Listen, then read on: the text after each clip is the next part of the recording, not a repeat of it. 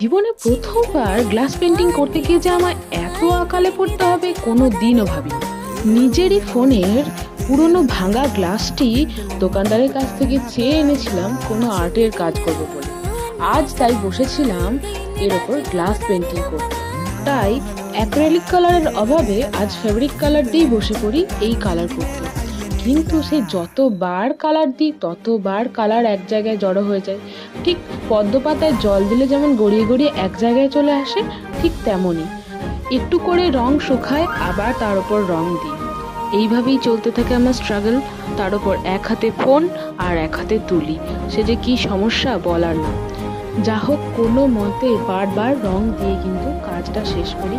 এই তোমরা এখন দেখতে পাচ্ছ রং দিচ্ছি আর রং সরে সরে যাচ্ছে, সে আর কি বলি, দুঃখের কথা। কিন্তু আজ তোমাদের পুরো কাজটা দেখাতে পারছি না, দেখাবো পরের ভিডিও।